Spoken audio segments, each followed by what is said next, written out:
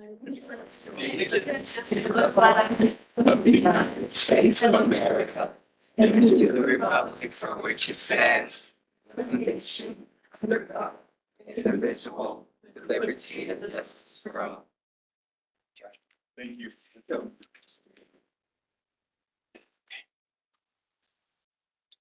Go back outside for a minute. Yep. There.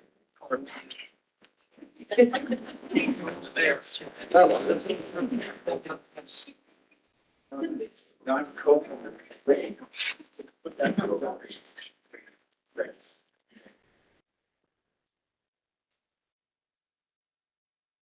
Okay, well, the item B, we'll have a moment of silent reflection.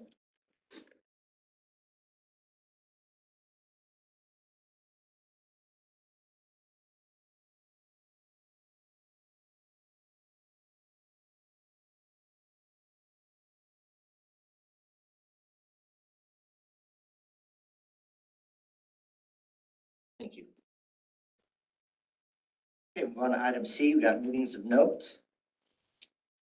Board faculty meeting at Alter Brown Elementary School on Wednesday, November 12th at 7:30 a.m. 4 or more board members may be in attendance. Board faculty meeting at Abe Huber Elementary School on Wednesday, November 12th at 4:10 p.m. 4 or more board members may be in attendance. Also have the board faculty meeting at Georgia Matthews Elementary School on Tuesday, November 18th at 4:15 p.m. 4 or more board members may be in attendance.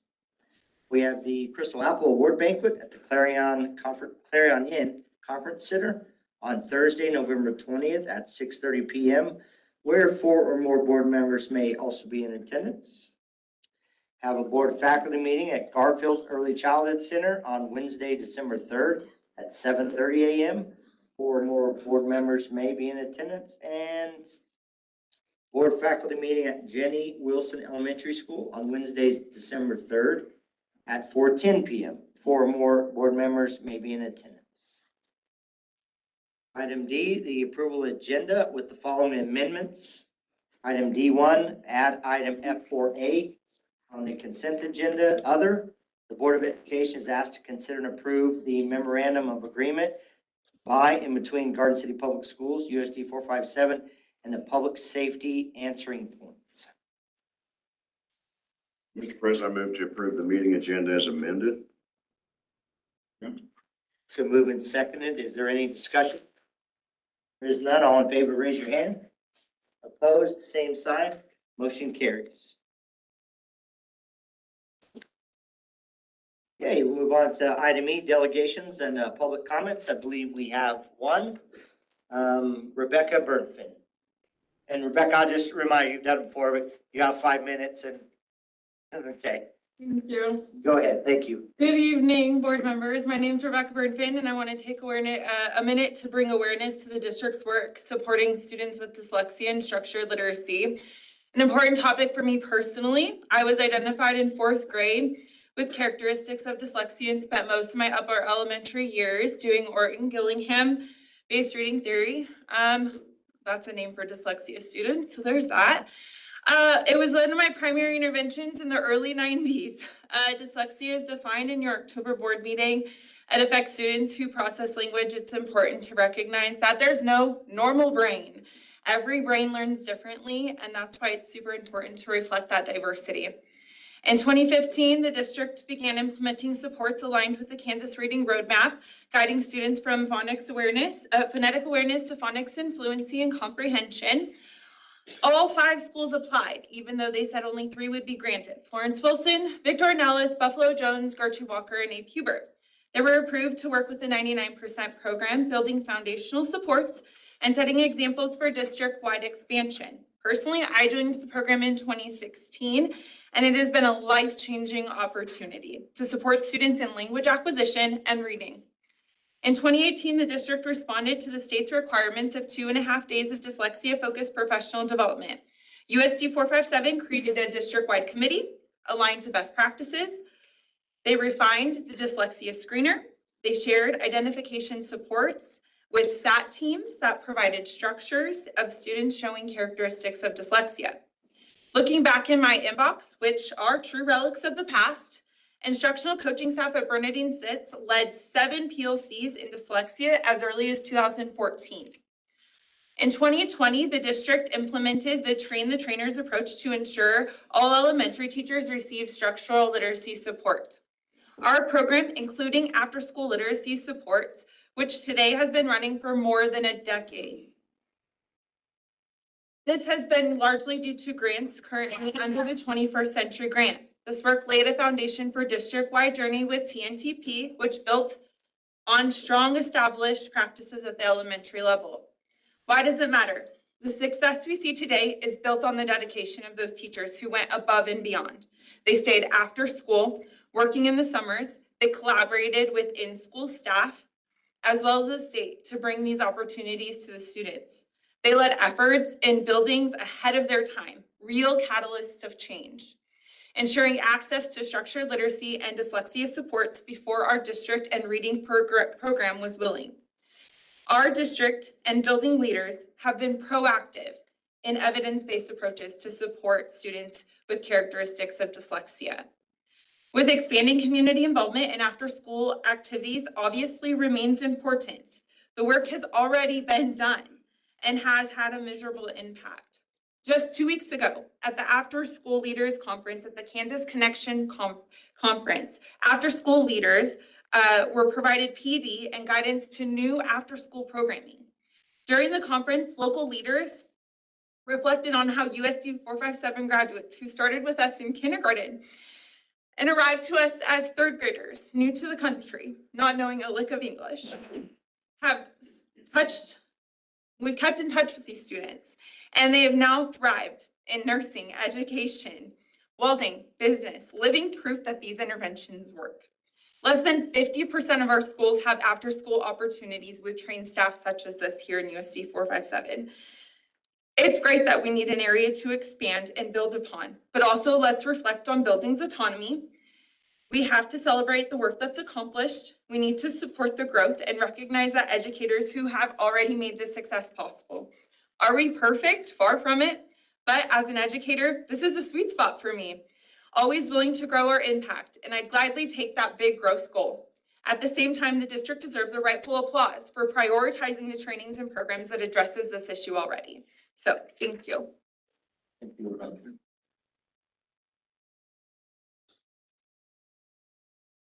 Okay, we'll move on to item E1, building presentation at Kenneth Henderson Middle School, Principal Jared Stopp.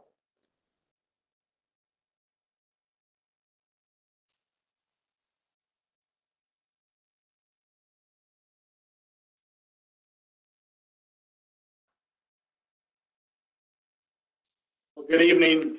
I'd like to thank you for the opportunity for us to present tonight. Tonight I have with me Mr. Dinkle's 8th grade AVID class. Mr. Dinkle is over there in the corner, and Ms. Younger, the assistant principal, is also here as well. Our presentation is going to be over our core values that some of our students developed several years ago. So this is going to be a student-led presentation. So I'm going to kind of give this over to our kids and they can introduce themselves. Hi, my name is Gypsy and I'm an AVID student. Hello, my name is Lola. I'm also an AVID student. Hi, my name is Sadie and I'm an AVID student. Hi, my name is Maurice and I'm an AVID student. Hi, my name is Loki and I'm an AVID student. Hi, my name is Bradley and I'm an AVID student. My name is Isaiah and I'm an AVID student. My name is Ashley and I'm an AVID student.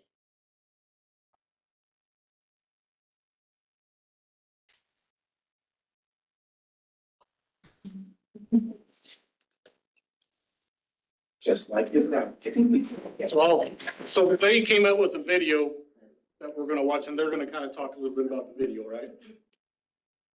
Okay, so hi, my name is Gypsy. My name is Lola. Today we brought to you our Kenneth Henderson AVID. We brought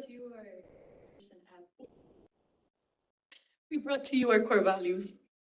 This evening we would like to present a video that our class made representing and explaining what those core values mean and look like to us in our school. Our core values are be kind, be responsible, be respectful, work hard, have fun, and be a positive influence. As said earlier, these core values were created by students, not teachers, and have been a big part of our middle school experience since. And with that, we'd like to show our video.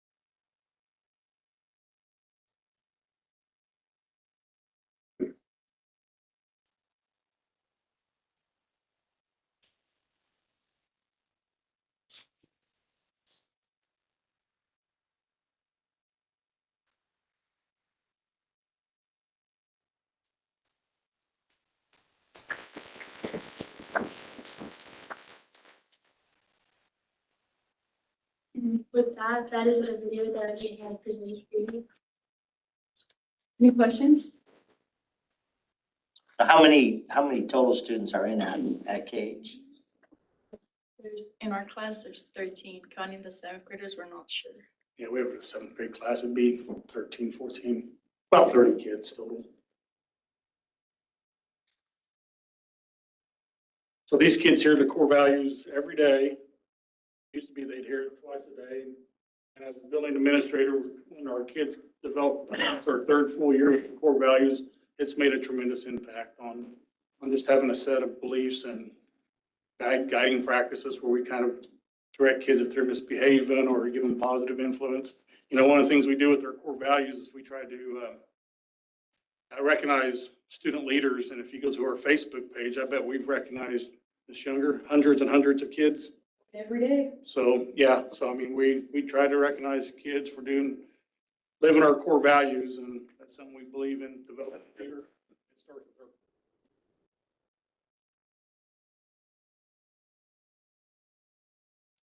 You guys have fun making that video?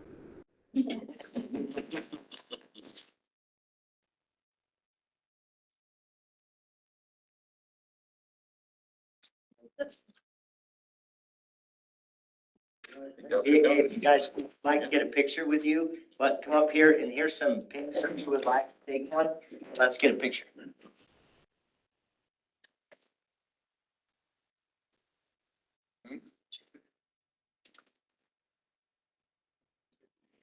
After you get your pen and then we'll all stand behind you.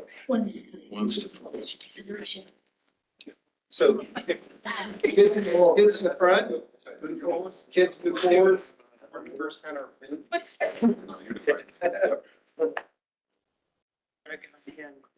Shorter than just, yeah, that's the way it's. I mean, they'll put you in front with the students, Jack.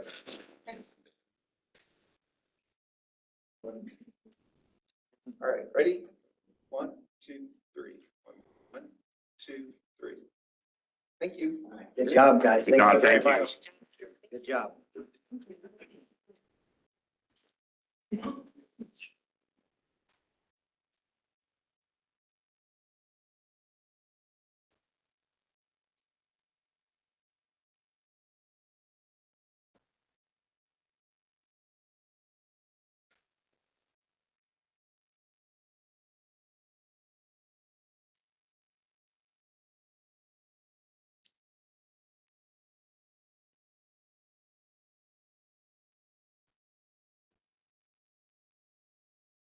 Okay, we'll move on to item F, the consent agenda. Mr. President, I move to approve all consent agenda items as amended. Second. Been moved and seconded. Is there any discussion? If none in favor, raise your hand. Opposed, same sign.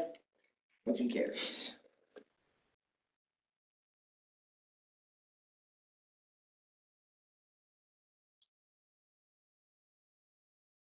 Okay, we'll move on to item G1, the JAG program report. Career Specialist Jared Spencer.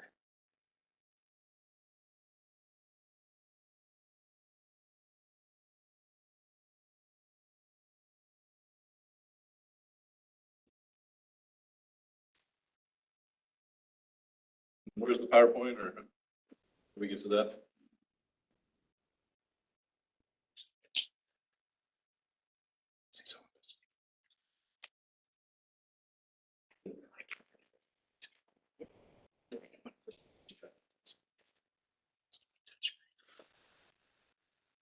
I know we were here last spring, but again, we thank you for support of the program, as it's a very fun program, very advantageous, I think, for USD 457 overall, as we have obviously one at the high school, also at Garden City Achieve. And with that, I have Natalie Bacora, our program director. She's our person responsible for both Erica and I, and then Erica at Garden City Achieve, and then myself, and then I have my Garden City High School president, Mahanan Muhammad, is here with that, so we appreciate that. You have to go down. There we go. So just real quick, I'm just going to kind of go over some different things. With that, our the fact that our Kansas will help prepare students for successful futures. And it kind of goes along with our vision. That's kind of one of our big things, is to help have those successful futures for our students by the things that we do. Some of the highlights that we have for our JAG program is the fact that we are really going along with the post-secondary assets aligned with Kansas with our JAG model. JAG includes competencies, career development, employability skills, and three-tier model of employer engagement. Also, they earn at least 2 approved post-secondary assets during the time that they are in it. Again, JAG is expected to be kind of a long-term, not just a one-semester situation. So they should be learning that as they go through. And then there's a whole list, work keys, which is an ACT work keys that they can earn. ASVAB, a senior project, expected to have like 95% attendance. Youth apprenticeship for 40 or more service hours throughout the whole time that they're in there, if they're in there for 4 years.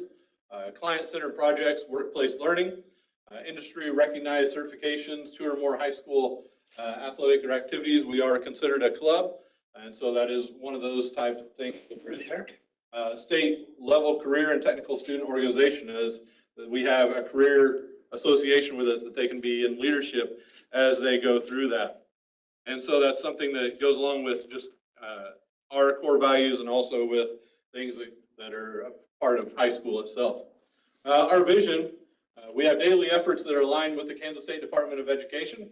Our vision for quality instruction, our students explore career opportunities and learn the skills to successfully transition to post-secondary education, military service, and into the workforce following their graduation. We bring in a lot of different people that expose them to different careers, different exposures of things that they can be helpful for when it comes to post-secondary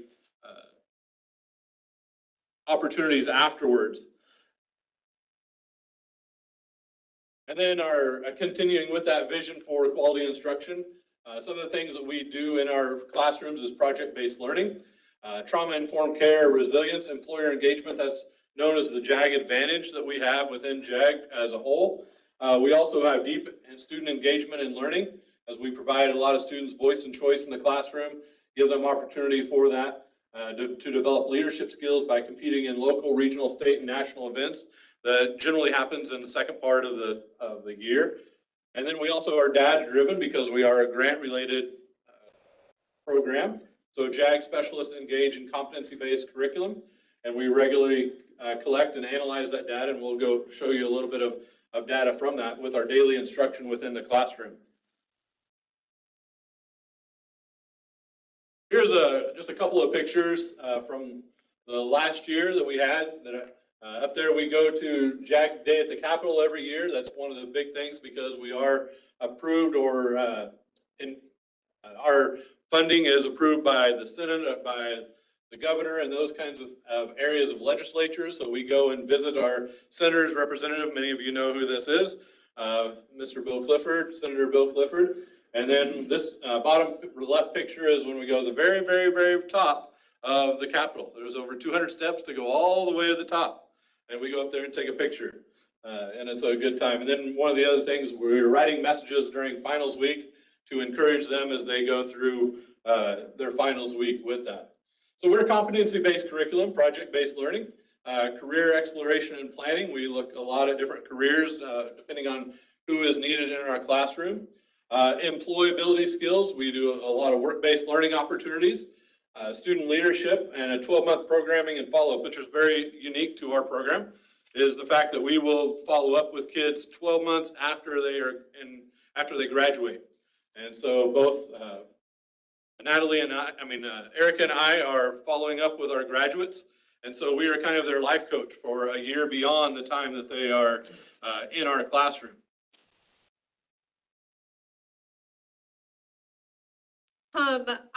Like he said, my name's Erica. I teach at Garden City Achieve. This is my 5th year. There's different types of programs. There's multi-year, which is what Mr. Spencer is at the high school, freshman through senior. There's alternative, which is also freshman through senior. There's middle school. We don't have those here, but there's 6th, 7th, and 8th. And then there's sort of success academies. There's only 7 of those, I think, in the state. We serve students identified as at-risk kiddos, at risk of not graduating, or bad behavior, or they're not coming to school type of anything. Please. I think the next slide explains it. Yes. So it's an evidence-based solution that works. JAG-K students have great potential and are selected to join their local program if they meet at least 6 criteria. We go through an interview process, or since my school's so small, Ms. Yonkman and I sit down and we do it kind of together of like, this kid has this type of situation, environmental, physical, physiological, or work-related anything, from where they come from, and then we put them in my class and we get to hang out. So yes, the traditional model, there's 121 programs in Kansas, 85 different schools, 54 school districts, divided into 4 regions, which then are divided into sub-regions. There's about 6,500 kids that are served every year through JAG-K, and then there are 7 success programs. This is the photo of where all of the programs are. We are green here in Finney County, you know that. Natalie covers everybody that is in green, which is a very large space to cover. Bless her heart, but that's okay because she likes driving. So, down in cars.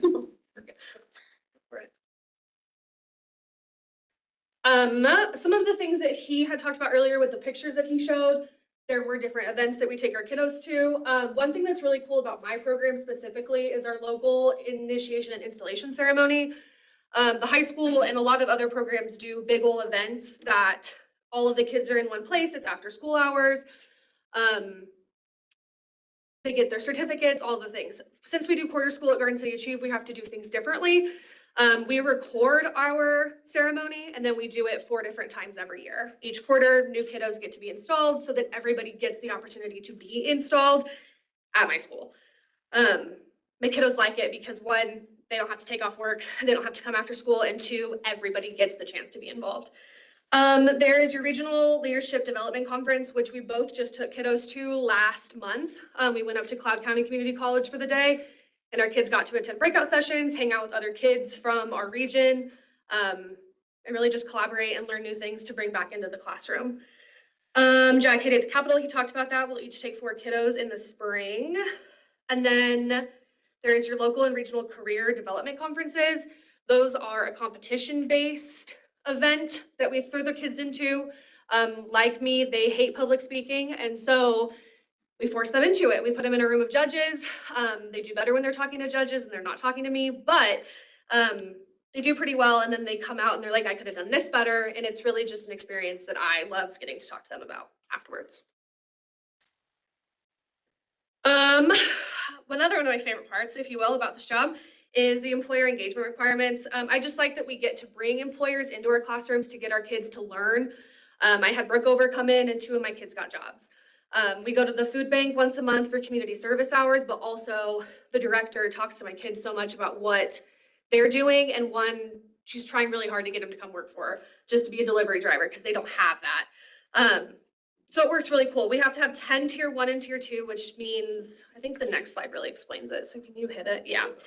There's the exploration slide, the side of things where we have guest speakers, meet and greet types of things. We'll do exposure. That's a job shadow interactive business tour. Then we'll have experience, volunteer opportunities or externships. And then the goal is to get them a certification or a credential in that job. So, yeah. And then, oh yes. One other thing that he also mentioned was the 12-month follow-up program. What we aim to have is our kiddos that have graduated for a year, we will talk to them once a month. My kids reach out to me way more than once a month, but that's okay. I'm a professional yapper, so I can do it. These kids, we like to just have them have one positive outcome, full-time job in college, at a community college. Their full-time or their positive outcome is that they had their kid and they're surviving as a parent. There's different types of things that come as a full-time positive outcome, but yeah, that's what I know. And so as we think about the idea of the outcomes, this particular circle is kind of a big deal for us because the JAG national criteria is the fact that we have a 90% graduation rate, a employment rate of 60% once they get outside of that, full-time employment of 60%, full-time positive outcomes 75, and further education 35, connectivity 95. As you can see, we have been excelling at that. We've been over that by quite some amount of degrees. You know, from the graduation rate of 90 to 98%, 60 to 77 for employment, on down, everything is much greater than what we're expected to do. So we are doing very well within our program. Our connectivity 100%. And so that's a unique thing for us as we go through this. Can I add something really quick, Jared? So just to give a little bit more explanation on this slide. So JAG National, we are a state affiliate, JAG Kansas. JAG National is our umbrella organization. And they set up what they call the 6 of 6, which is how you measure success. How do you know that the program's working? And these are the numbers that they're looking for. So of all of our graduated seniors, we want all of our seniors that have left high school, we want 90% of them to have graduated. We want 60% of them to be employed. Of those 60%, we want them employed, 60% of them employed full-time and on down the road. And then connectivity, as they're talking about their follow-up, is the percentage of students that they've been able to reach for 12 months. And as you can see, JAG Kansas is leading the pack when it comes to the 32 state affiliates with these numbers. These last year from our seniors from 2024, these are the highest numbers that JAG Kansas has ever seen. So last year was our best year yet, which is really exciting.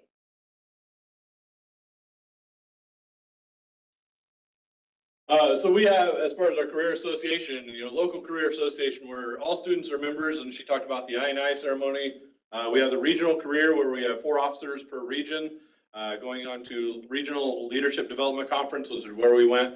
This, not too long ago, was to Cloud County Community College. Last year, we had it at Garden City Community College, where all of Region 1 came to that. Then we have a regional CDC, which is a competitive side of that, which we have several different events for. And then they go on to opportunities to have state career association, their state leadership, and then of course national. So it's not just here in Kansas, here in Garden City with that. We do a lot of project-based learning. The person on the lower or on the left, one of my things that I had this year that I've had in the past was a repeat assignment, was they had to be a principal. Basically what their role was to be a welcoming, they had to create a welcome for the student body. They had a 2-minute talk that they had to do to be a principal and welcome the student body. They could talk about different things, where to park, what the rules were. It was just kind of an introduction opportunity for them to get in front of their peers and do some talking with that. And they have preparation time as well.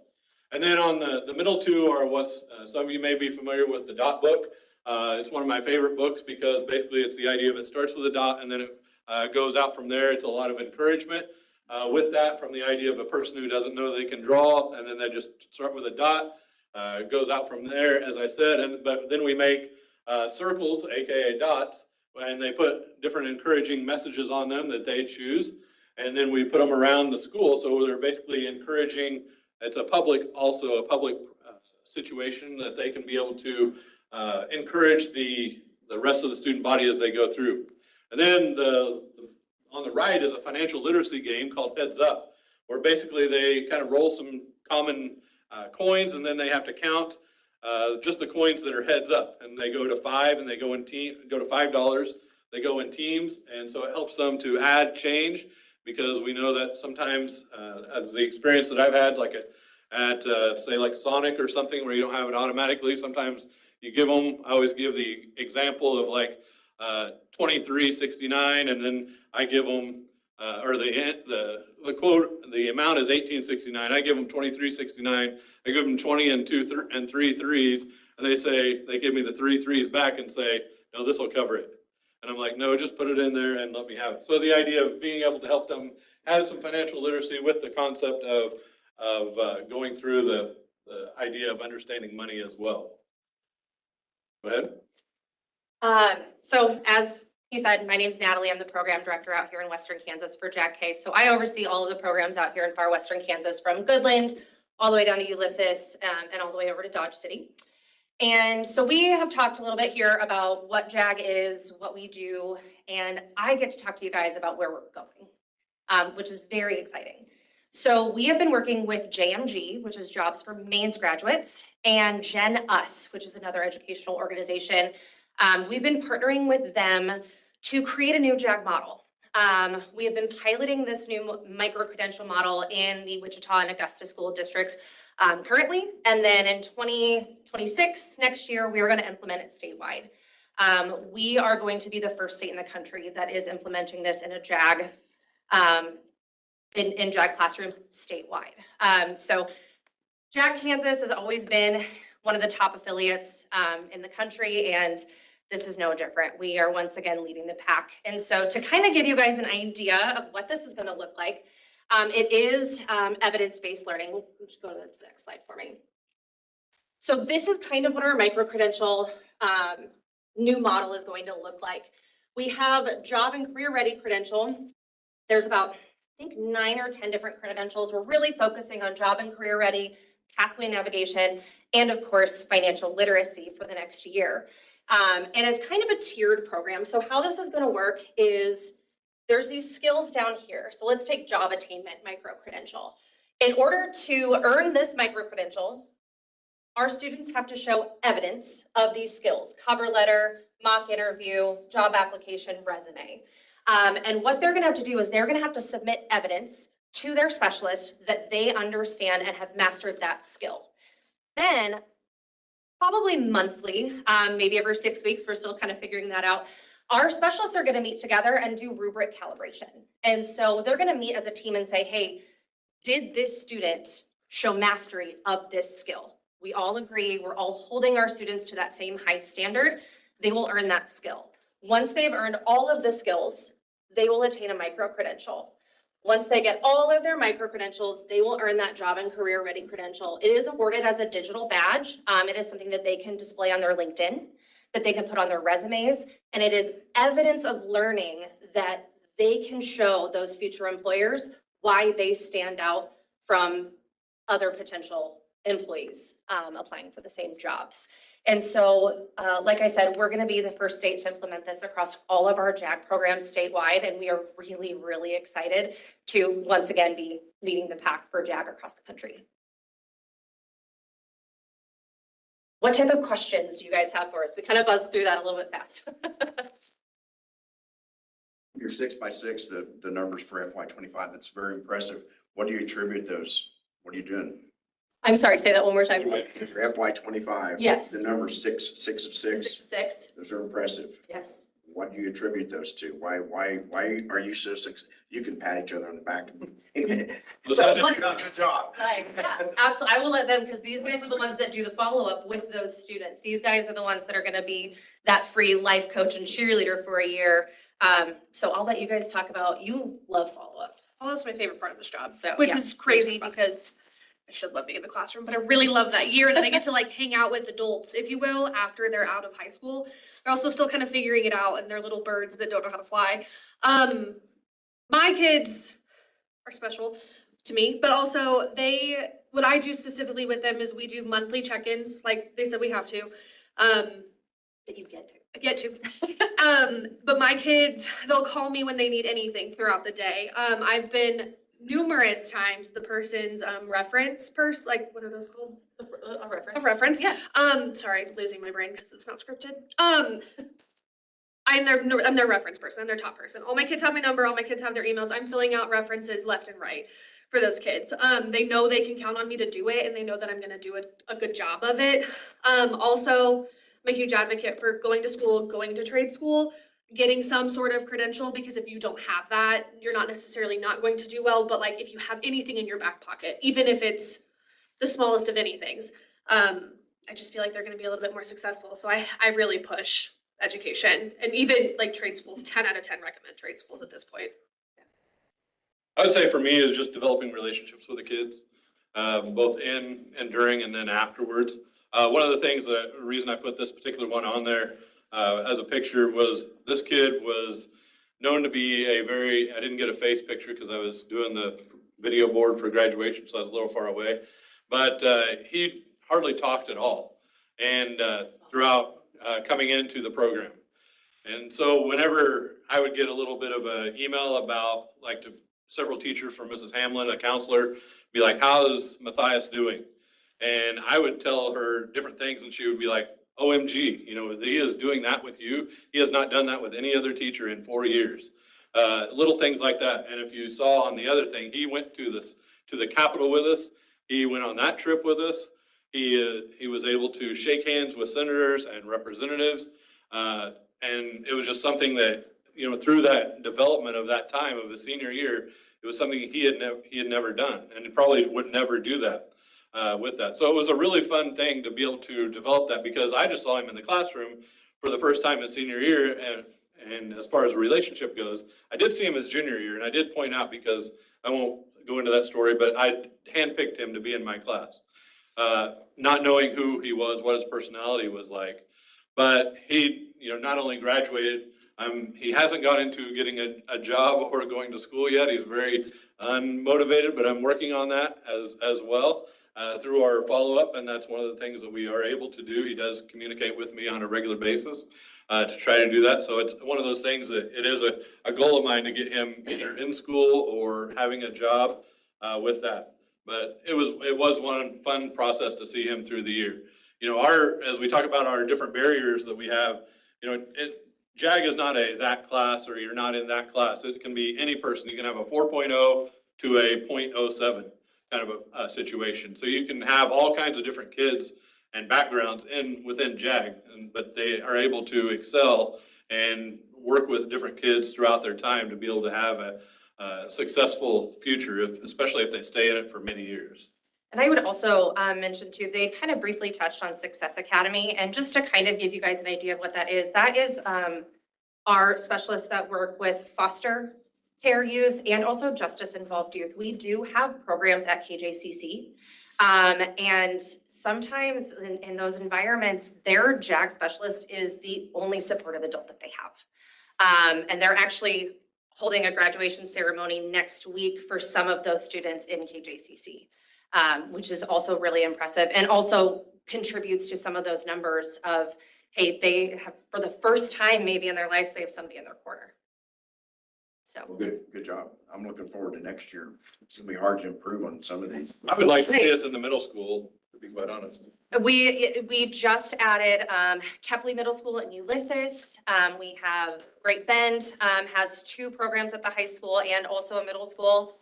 I know Mr. Meg has been a huge supporter. Mr. Norby has been a huge supporter. We would love to have a second Garden City High School program, or even start one at the middle school. Just especially with this new micro-credentialing model and being the leader in the entire country on doing something like this is really, really exciting.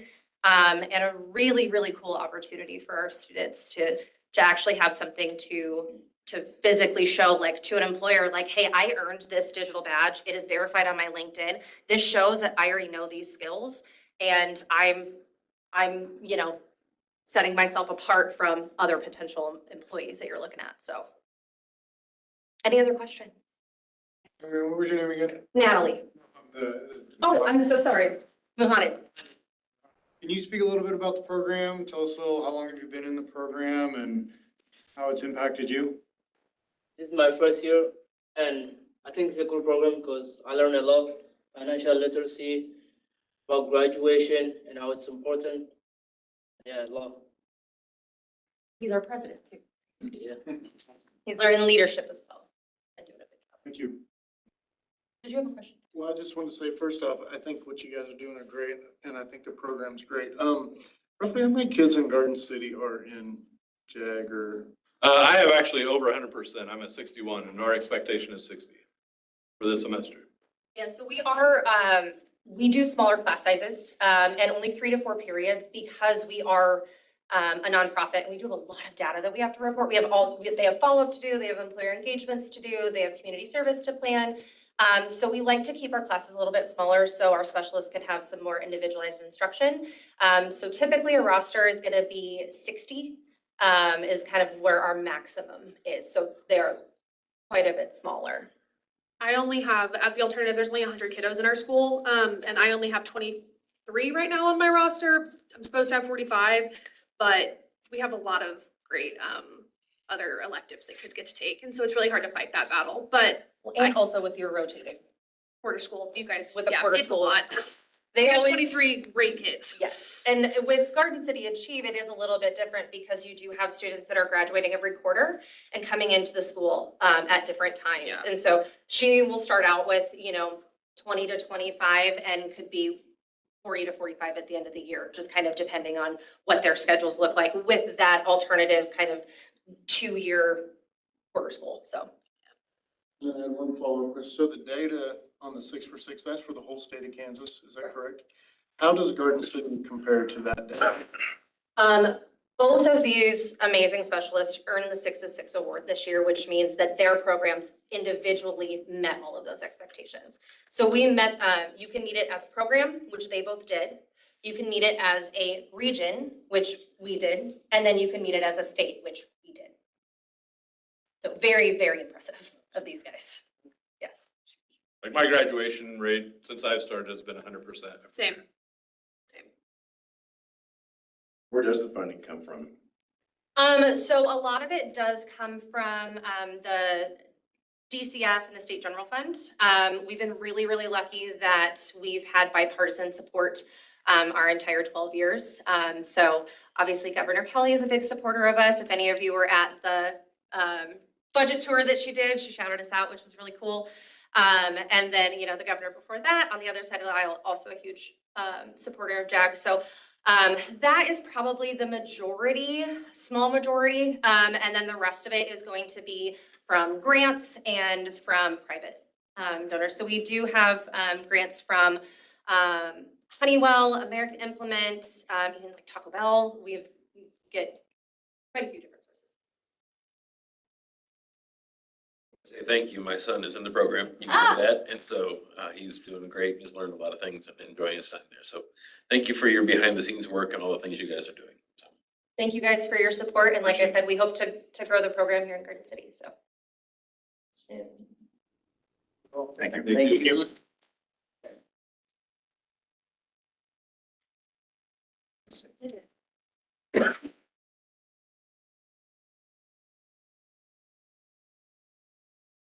Okay, we'll move on to item G2 as the graduation rate report. Ryan Ming, Principal, Garden City High School, Christina Youngman, Counselor, Garden City Achieve, and Diana Elliott, Virtual Academy.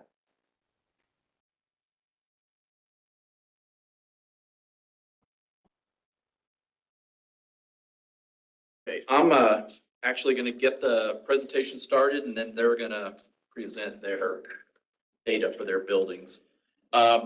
So each year on November 1st, KSDE works with us to set our graduation rate for the previous graduating class. Students can graduate and count on the class of 25 all the way through the end of September. Then on October, once October hits, we start doing data correction and making sure all the numbers and names and everything are correct. And then it's finalized November 1. So our role tonight is just to inform you as far as what we've done for graduation rate, applying for the Kansas and CAN competencies and our Kansas STAR.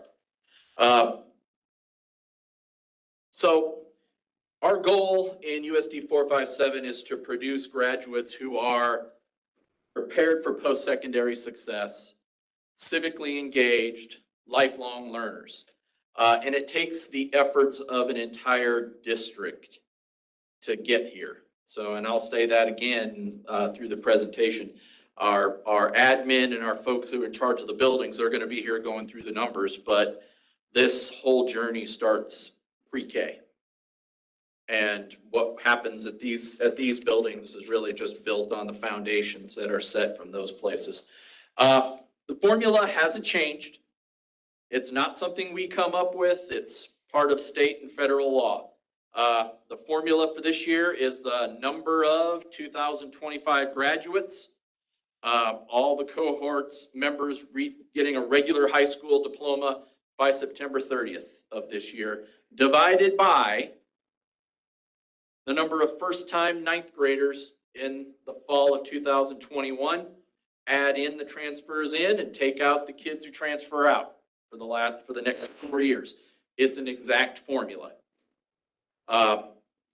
With one adjustment this year. And for the first time ever, an adjustment was made. This year, Senate Bill 45 provides for one adjustment, or one type of adjustment to be made in the calculation of graduation rate, and it's for the state rate as published. Students who are not on track to graduate when they move in can be exempted from our graduation rate calculations if they don't graduate on time.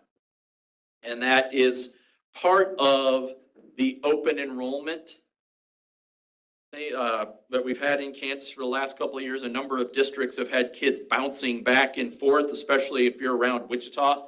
You can go in and out and all over the place.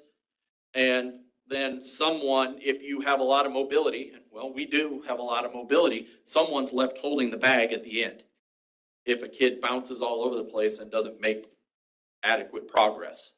So now that exemption has come into play for the first time.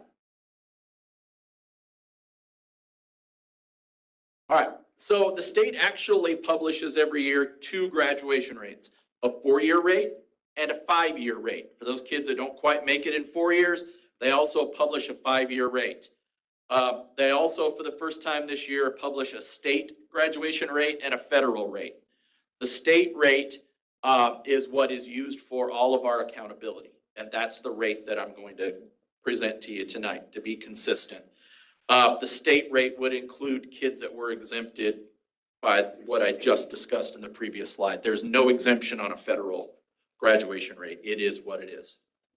The 5-year rate also, they publish it, but it doesn't do anything for you except it makes you feel better that those kids ended up graduating in 5 years, and that's what we want, and we want those kids persisting.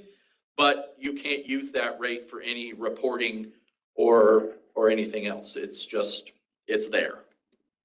Okay, so without any further ado or any more explanation of how the rates are calculated, I'll let Diane start talking about the virtual academy. So at the Virtual Academy, you can see our number there, 81.3% last year. And one of the things with the Virtual Academy to know is that we usually have graduates throughout the school year. Our school year runs from July 1st to June 30th. So students in 7 through 12, well, I should say 9 through 12, have the option to work over the summer should they choose. And some students do choose to do that. Our adults, of course, go all the way, all through the school year that I just mentioned. They're not included in this rate. It's just the 9 through 12 graders.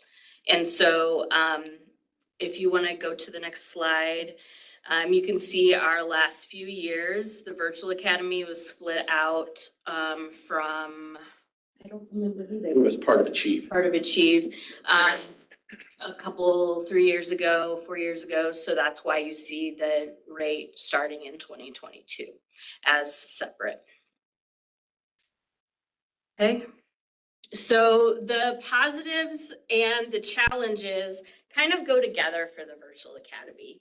And I'll let you kind of take a look at those. But the Virtual Academy students, they have certain expectations each week that we expect them to fulfill, but how they do that is up to them. So some of the positives that we see are that we are preparing students to be independent, self-motivated learners and to advocate for themselves, because they are the ones that we contact by phone, by email, to try to keep them on track, keep them going, cheerlead for them. And if they are not able to answer the phone or their emails, it makes it kind of difficult for them to be a successful student, especially if they're not following through on their work.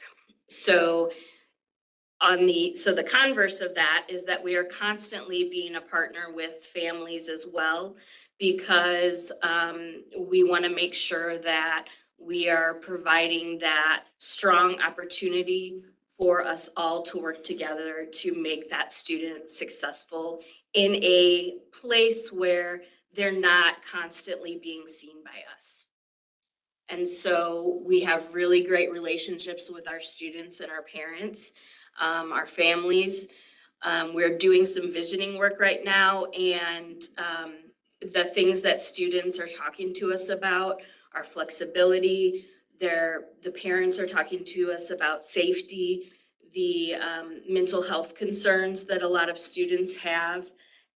Part of the reason that they come to us a lot of times is because of being able to be in a position where they're able to work with those things. So some of our challenges are kind of related to some of those things. If we can't get a hold of parents, if we can't get a hold of students, sometimes students don't like to answer their phones. They'd rather text, but we call them on the phone and we expect them to be able to talk to us. So some of those things can be challenging sometimes. We also do have a lot of students who are maybe thinking they don't know if they want to finish school. And so we're really working toward figuring out that individual plan of study that will keep them motivated and engaged. So we talk to all of our students about dual credit opportunities and welding, automotive, all those things that are available to try to help spur their interest in staying into school. So those are some of the things that we're seeing.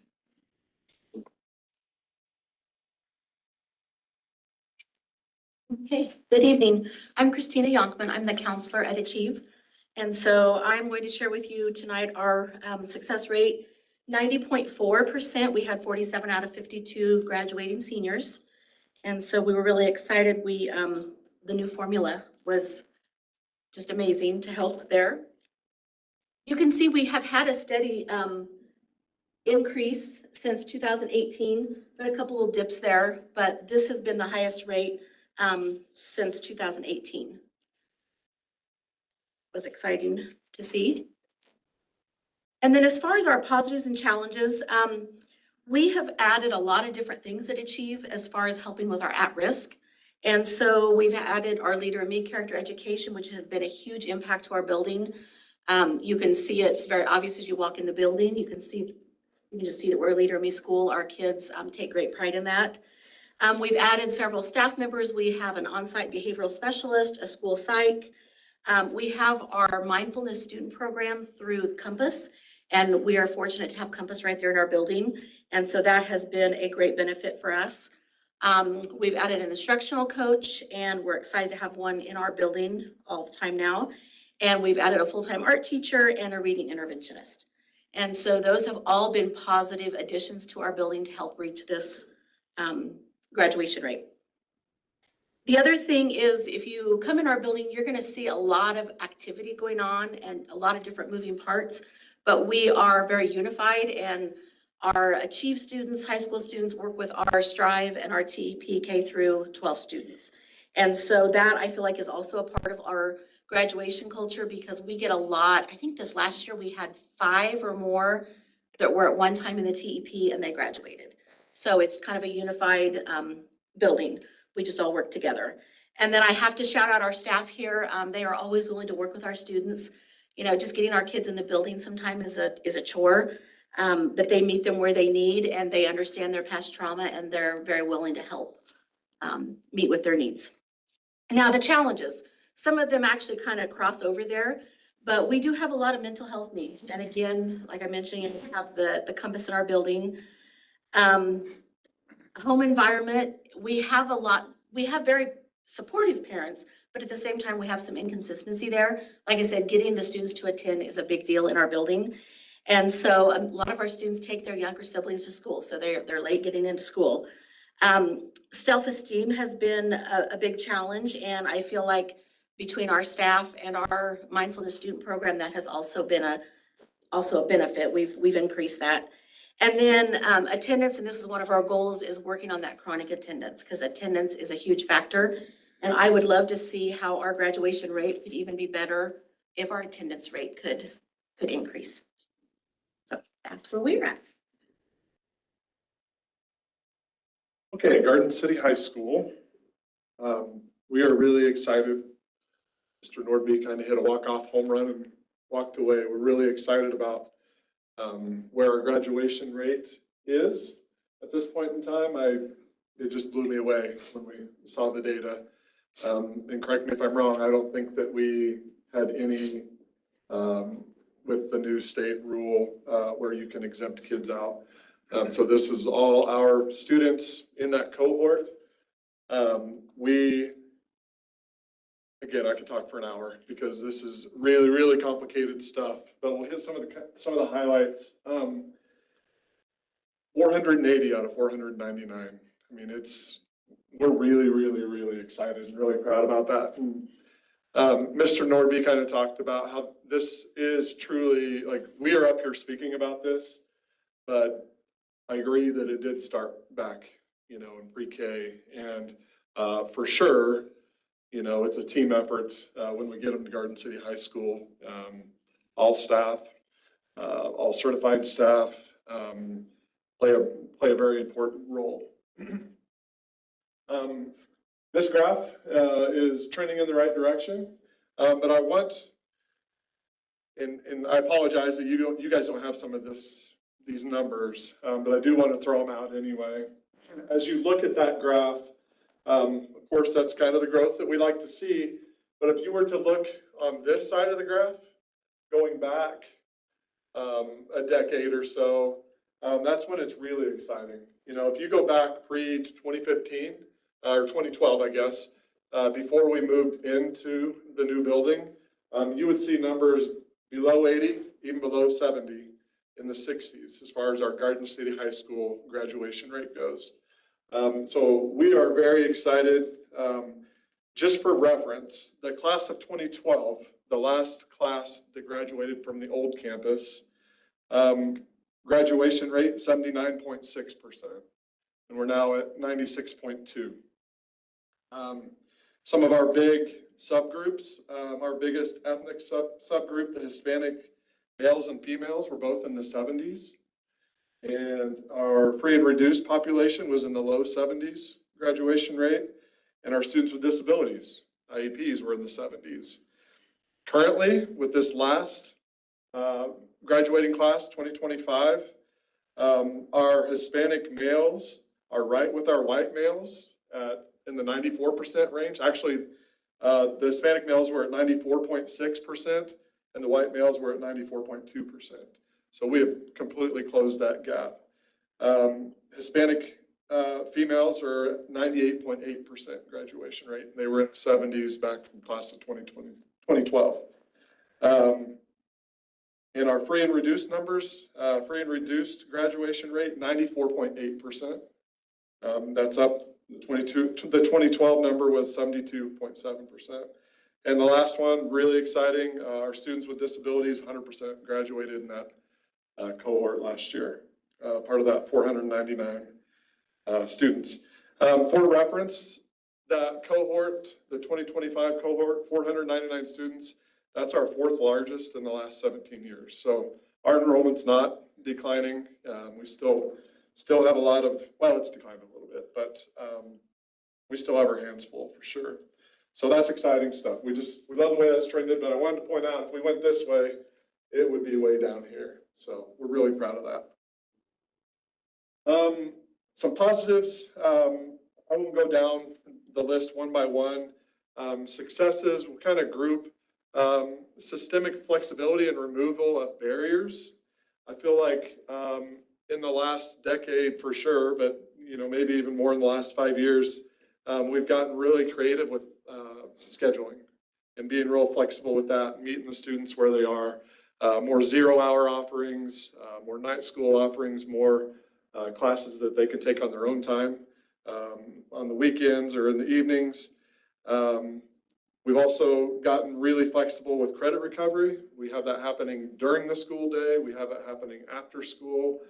We even have it, happening on the weekends, and kind of like the virtual school does with Edgenuity. And then the last thing in that area would be credit acceleration. It is no secret because you guys kind of addressed it last year. We did have a whole lot of students graduating early as juniors.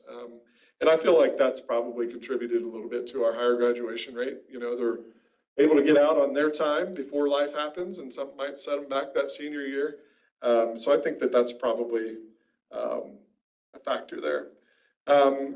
Targeted support in the human element. We have increased our number of high-quality certified teaching staff. Tone over there has done a good job in the last couple of years of getting us quality teachers. And we very much appreciate our long-term subs that help us get by. But there is no substitute, you know, for a high-quality certified staff member. We've also had a very veteran counseling staff to kind of pick up the pieces at times. They are long-term relationship builders, and they navigate very complex student issues, you know, along with, you know, the teachers in the trenches. We've also gotten pretty creative with some staffing strategies, I guess. From time to time, we'll have a position that goes unfilled because someone leaves at the last minute and we have a position. And I told Drew that if he wanted us to get creative, we were going to get creative. And last year we hired a graduation coach.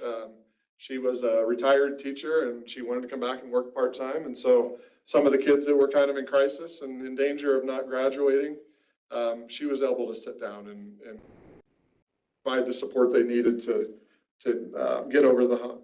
But this year we have, and these are mostly retired people that have come back and worked part-time. But this year we have a part-time grad coach again, a part-time Edgenuity teacher, a part-time career center person, and a part-time instructional coach. And those are just creative staffing ideas there. And then also it's become so individualized with students and trying to figure out exactly what they need and meeting their needs. And then also rigor, relevance, and partnerships. We have increased our dual credit offerings, which I think makes class more relevant for students. Last spring, I counted we had students taking 50 unique dual credit classes last spring. And in the spring, it's usually a little bit less than it is in the fall. So we're real excited about that. We've increased workplace experiences for the students. And we have a really, really good working relationship with Achieve in the virtual school. It's as good as it's ever been. So I feel like when we get to the end of the road with a student here, we are able to in most cases, pass them off to where they can get their needs met in a little bit different format on the other campus there. In addition to those things, we've added lots of athletics, clubs, and activities over the last 5 years that I think contributes as well. Challenges, there are foundational and systemic hurdles. Staffing in the past has been a bit of a hurdle, and I think that when we're talking about kids failing classes and get behind, sometimes that can be a factor. Social promotion at the younger grades makes it kind of difficult for us because we can talk till we're blue in the face about you've got to pass your classes when you become a freshman or you will not graduate. And so that becomes somewhat of a hurdle for us. Instructional challenges.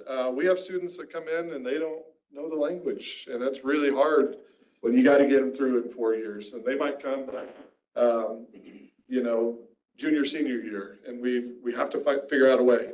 I know you guys probably saw the graphic, but this year we have students with 24 different home languages and from 37 different birth countries. They mentioned we also have a transient student population that comes and goes. They come in a lot of times with credit deficiencies, and we're not able to say no to any of them. They show up at our school, we enroll them, and we figure out a way. And then cultural differences, you know, that's always a challenge. Communication can be a challenge, and just building that sense of belonging and trust with those families. Last thing, logistical, operational complexity, sometimes getting them over to the virtual or to the Achieve is tough because our schedules are different. They're on a quarter system, we're on a semester system. So that can be kind of an issue as far as timely graduation goes. And then again, it's always a challenge to recover credits once they get behind, and we continue to explore new and better ways to do that. I think that's it. Sorry, I could talk for a long time about this. You know, last spring with it, when we graduated, Mr. Meng said, you know, Steve, I think we're gonna get to 95% of the building. 93 is what he said, and I thought it was in my 10 years, the hardest spring with that many kids graduating. And we were kept trying to push, and then the harder you get, well, the closer you get to 100%, the harder it is to move that needle. And so it took a lot of people working together. It really, really did. And there's no magic bullet for any of this. Each of the three principals have taught, our building reps have talked about people. There's no magic, like, we're gonna do this program and it's gonna be great. It's gonna take a lot of people, a lot of dedicated people making this happen. Those 19 that didn't graduate drive me crazy. Drive me crazy, yes. Names again today, like. Yes. Yeah. Yep. That's just, I guess, the people that we are, but we're thinking about the ones that one reason or another over those 4 years didn't finish on time. So all those together, USD 457 graduation rate, 566 graduates out of 599 potential 12th graders. That's outstanding, 94.5% graduation rate. That represents the largest group of graduates in the history of this district. The previous highest was last year, and we beat that by about 50 students, I think, total. It is the second highest total number of 12th graders in the history of the district. The highest was 2019. There were 608 12th graders at that time, and as a district, we graduated about 85% of them. So those are big numbers for us. So here's our graph over time as a district. The blue is USD 457, of course, trending in the right direction. Here was at 80%, 81% for that class of 2019. That was the biggest we ever had. And then the orangish line is the state of Kansas. They have not released their graduation rate for this year yet. It's all pretty new data for everybody, just finalized November 1st. We actually, as a district, caught the state and matched its graduation rate for the previous 2 years at 88 and then 89.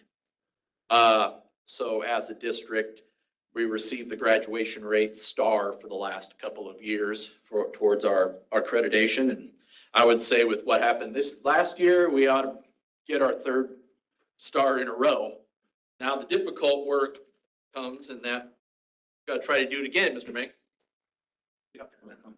No pressure. But as I said, those numbers are representative of an entire system. This is a success. And with all of our different things that might be holding us back in one way or another, social and economic status or the transient population, migratory population, we do well with kids and provide opportunities. We're providing opportunities for the rest of their life. They're going to have that piece of paper. They're just building on the foundation from elementary, intermediate, middle schools. But over time, we have developed a whole lot of systems that we've put in place to try to meet kids where they are. An individual approach to our kids. Our kids are individuals. One size doesn't fit all. But once again, that takes people. It takes dedicated people to try to meet somebody where they are. And you heard Jag talking about that same thing, taking kids and meeting them where they are. And giving them these options, an Achieve option, a virtual option, Garden City High School option, dual credit as an option, AP classes, CTE courses. We provide a lot of those options that all depend on good people, dedicated people. But it's also, these are prime examples of what we do with at-risk funding. Because a lot of these programs, the counselors and the social workers and the behavior specialists, these things are funded with at-risk funding. And it's important to understand that now and be advocates for the at-risk funding, especially that right now our legislature is in the process of coming up with a new school funding formula in the next couple of years and having those discussions. And the future of at-risk funding, who knows where that's going to be. But I think you can see today what we're doing with the at-risk funding and the programs and the support that we're able to get because of it. And I think it's important for everybody to kind of understand how important those things are. So we appreciate your support, though. I've been doing a graduation rate presentation in this district one way or another since 2007. And I know that each time we have come to the board and asked for something that we think really benefits our kids. Maybe it's JAG, maybe it's communities and schools, maybe it's changing the graduation requirements, adding something new, doing it in a different way. You guys have always trusted us, and as a board, always been supportive of us trying to do really good things. And the fact that we have a virtual option and we have an Achieve option is examples of that. That a board says, yeah, we gotta meet our kids where they are for them to be successful. So thank you. And that ends our presentation. Any questions on any of this? So I don't know if those 33 kids that didn't graduate, is that the end for them, or is there other options that, that we're moving forward, or how does that work? There are some of them that are still persisting. It's just they didn't make the 4-year cut. I think at Achieve, there are some kids that are still persisting. At virtual, there's still some kids who are persisting. We generally allow students, once their cohort graduates in 4 years, to stay with us in one form or another through at least their 5th year. Yep. And some of those kids may have dropped and gone to a homeschool or something like that as a freshman, as a sophomore, as a junior. And yeah, some of them just aren't in town anymore. But yeah, we do have continuing options. School students can stay Yep. a little bit longer. And we also have the adults that come back sometimes too.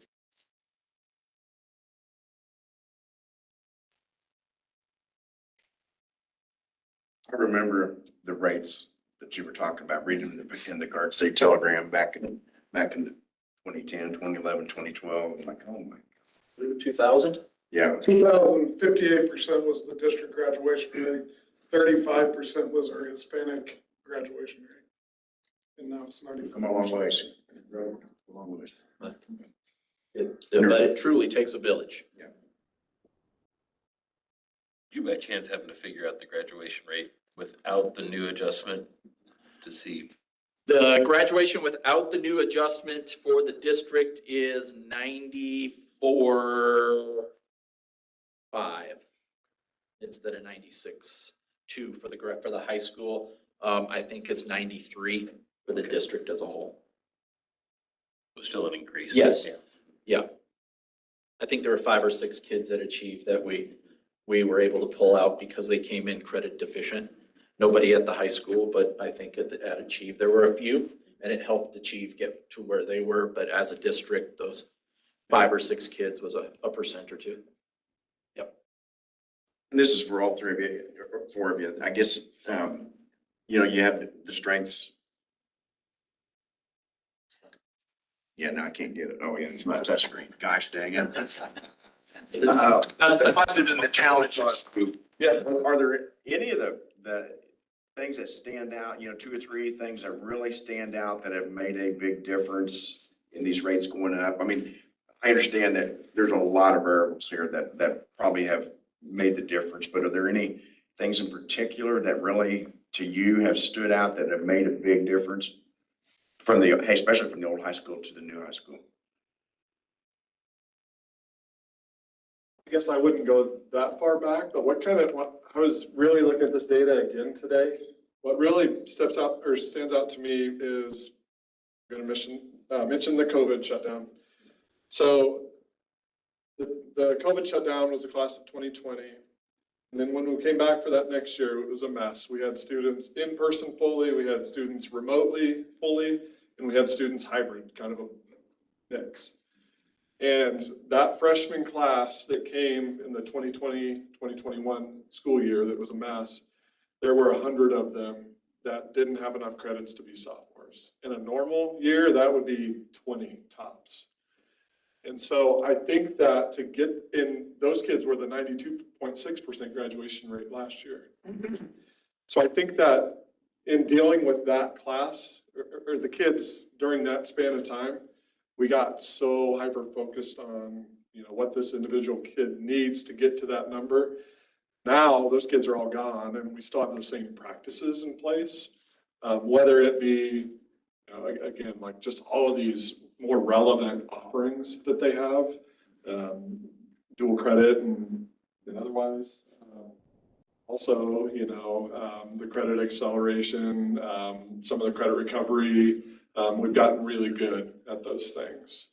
It's really hard to put but I really do think we got so good at it because it was such a mess that now it's just the way we do business. You know, and I'll go back to what I'd said before, and it's kind of the same thing that Ryan had mentioned in a way. People, surround yourself with people that it's about the kids. And we changed a lot in the 10 years that I was the head principal, but some of it was started with James Morales before me. I mean, he handed me an 86% graduation rate. Wasn't like the cupboard was empty. And we were just trying to build on it. But sometimes we joke that at Garden City High School, the motto out front, instead of home of the Buffaloes, would be like, we'll try anything once. Because if it's good for kids, we're going to try it. We didn't get locked into, well, that's what we always do. Well, okay, that might be what we always do, but it's not working for this kid. So what are we going to do? How are we going to get this? And kind of that relentless mindset. And you've got to have teachers. You've got to have just people in the building from everything from the paras all the way up that like, okay, what's best for this kid that's right in front of me right now? And I will say that I think that our tier 1 instruction is getting way better too. That's instruction for all kids. We've had some very clear direction over the last 3 to 4 years as a district and hyper-focused on some areas. And I think that that's, you know, I think that that's playing a role too as a factor. The quality of instruction in the classrooms is really, really getting better as well. Thank you. And I do believe it's important to understand when you succeed, why did you succeed, and be able to look at those points. And the opposite, when you fail, why did we fail, and figure out why did we fail, and then do something different. Yeah. Well, a few of ours that didn't make it, it was hard because there was one that was like a half a credit or 2 classes. And we just, for some reason, they gave up. And we tried. I had one that, same thing, one of the 19, he needed 2 classes. And it was all the way up to the end, and he could have worked all summer and still, even though he didn't walk in the ceremony, and he chose not to. Those are the ones that keep us up at night. It's hard. So thinking about that, yeah. You've all been great and part of the graduation ceremony, and that is an awesome day at no matter which ceremony. And to see, you know, the gym's full and all the families are there and and a life changes when they walk across the stage and they get that. And then as soon as that's done, oftentimes our mind goes to, God, that kid should have been here. And so you try a little harder. I just wanted to say thank you. I mean, I think one thing as I listen to everything we've talked about tonight and kind of reflect on my own observations is how much pride our students I see across the board have in not only being, students of being Buffaloes, but being students of Achieve and I think their pride that they take really comes from the care that comes from our faculty. And, Mr. Bing, to hear you, talk about, you've got a high school of almost 2,000 kids and these 19 individuals, each one of them, you know them by name and they stick out in your mind, which just really, to me, speaks to how much you care. And I think that's just one example. And I appreciate what you had to say, Mr. Norby, about this starts, in pre-K. I mean, this foundation, our focus on literacy at the young ages and setting them up to learn to read so they can then read to learn, and making them want to be successful students. So I just appreciate all the effort that you guys do at the high schools, but also really to all of our faculty at all levels. Thank you guys for your report. Thank you guys. Thank you.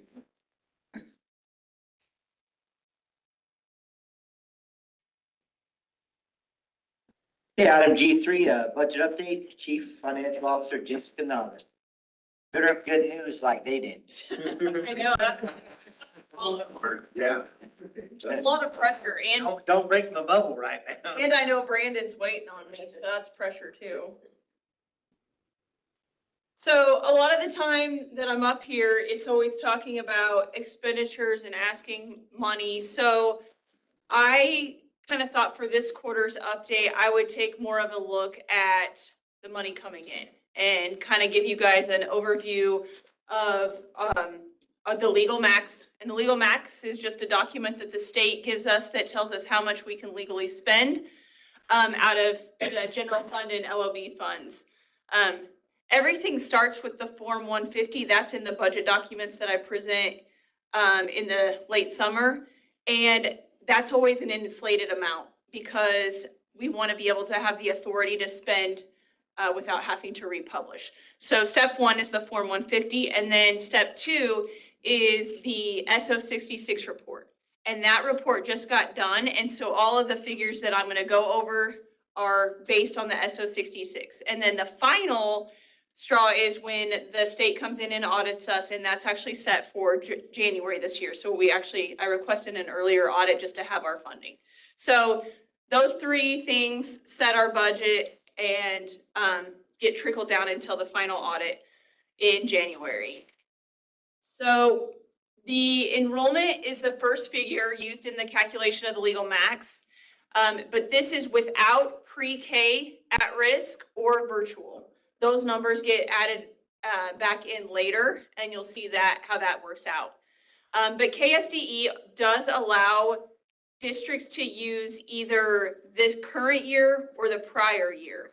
And so, as you can see, this year we dropped down, but we will be able to use last year's amount. But last year we used fiscal year 24's amount. So we're still declining. So as you all know, our enrollment's declining, and as you can see, that effect. Okay, that was based on weightings. This is our actual head count. This is the number that you'll see up on the board after it's audited by the state. And that number, we actually thought we were going to be down around 82, and we came in 148 down. So a bit of a gut punch. So no, Randy, not great news for you. But each student averages about $8,500, so loss of over 1.2 million in the general fund and 400,000 in the LOB fund. So all of the weightings that go into the legal max, pre-K at risk is down, high enrollment's down, transportation's down, at risk is down, high density is down, CTE is down, bilingual is up, and we contribute that to where you guys approve that we will now pay for the classes for teachers to get ESOL endorsed, because even if they're on a plan and don't have that endorsement on their license, we get to count them in our funding. So bilingual was up. Special education, we don't know. Most likely it will be down just because of our head count being down. So I'm just gonna go through each one of those weightings briefly and kind of talk about them. So preschool at risk, 3 and 4-year-olds count as a 0.5. So this year we're at 173. So that means we had 346 heads that we counted. It does not include SPED pre-K though, because those are again added into that original number that you saw on the first slide. 100% of this fund goes to salary and benefits for our staff at Garfield, and this generates around $971,000 for us. High enrollment, districts get this number if you have greater to or equal than 1,622. So we qualify for that very easily, and the factor is a 0.03504. So you take our audited adjustment, that very first number, plus the pre-K at-risk number I just showed you, and multiply that times that factor of 0.03504, and that generates around 1.3 million for us. Bilingual, there's two options that we get to pick the higher of. The first one is the FTE enrollment in approved bilingual education programs, which is the contact hours that those kids are in there divided by 6, and you times that by a factor of 0.395, or you can do the head count enrollment times 0.185. So for fiscal year 25, the first option was the higher. And they're not a lot different, but for fiscal year 25, the first option brought in a weighting of 430.8. The second was 423.28. So our contact hours were higher. So that's the option we do. And that generated just over 2.6 million for us. And again, 99% of this goes to salaries and benefits with 1% on supplies. And we use a translation tool called Propio that we use for bilingual. The next weighting was CTE, Career and Tech Education. This one, you just take the FTE enrollment times 0.5. That FTE enrollment is based on CTE contact hours divided by 6. So this fund generates about 760,000, just under 760,000. About 93% of this goes to salary and benefits. 7% is on supplies and equipment. And this kind of pairs with a federal fund, our Carl Perkins money. And that Carl Perkins money, we use 100% for supplies and equipment for those CTE courses. So that's why there's not as much coming out of this fund. At-risk free lunch. So in fiscal year 24, our audited number was 4,467 students, or 62.2%. Last year, we dropped to 4,394, but our percentage actually went up to 62.6%. And this you just get by the number of free students based on the free lunch applications times a factor of 0.484. This generated $10.9 million. So this is our biggest one. So when Mr. Norby was talking about how important the weightings are and the at-risk especially, this one's huge for this district. A majority of this is also salary and benefits. High density at risk is if your district has over 50%, then you can take the number of free students times a factor of 0.105. So last year, that factor weighting was the 461.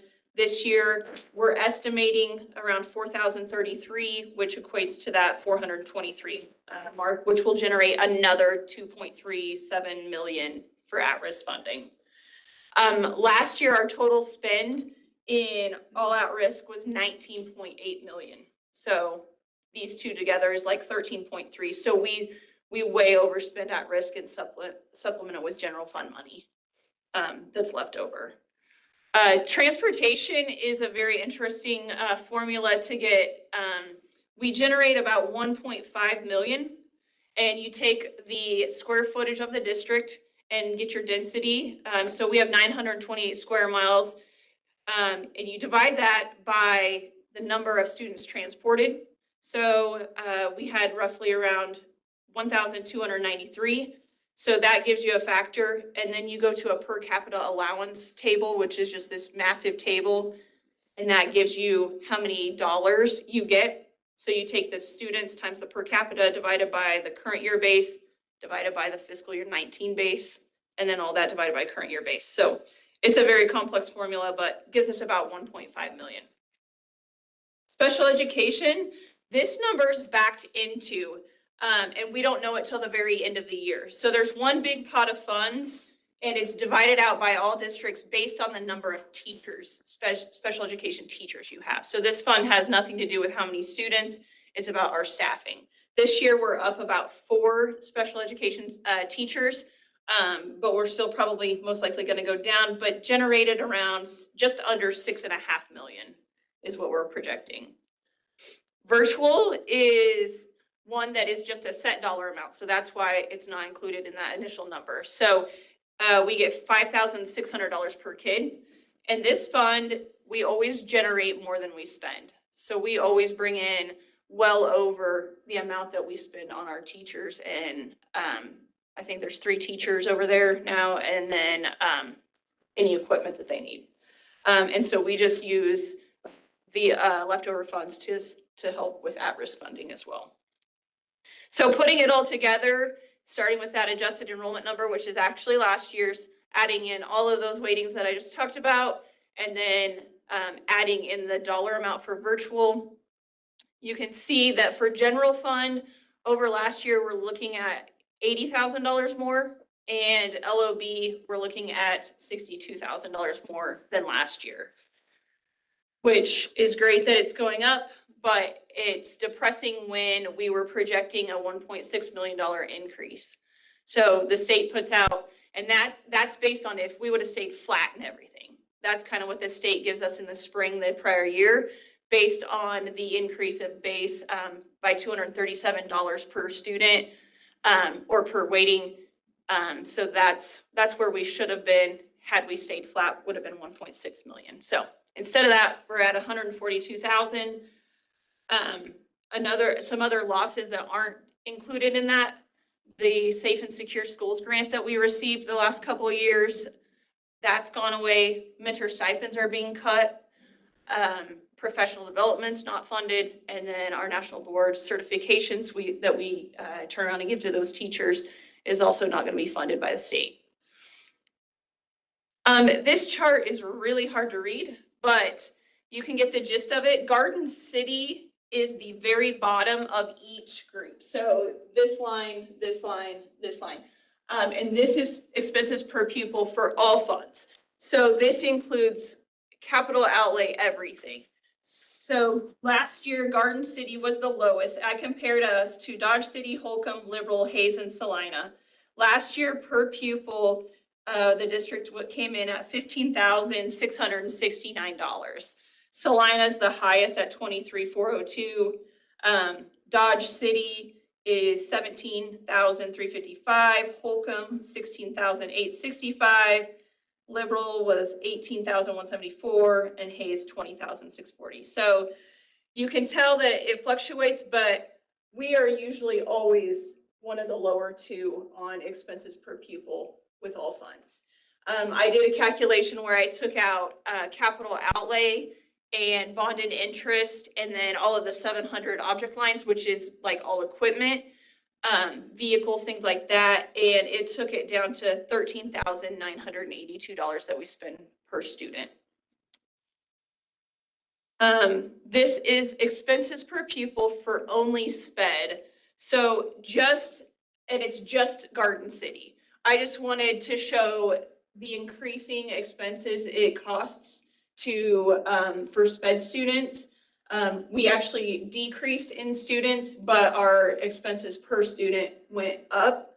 A lot of that, we have some with significant needs. We had to pay some mileage to Kansas City to the School of Deaf and Blind, things like that just factor in, but it just continues. We just continue to see this figure go up.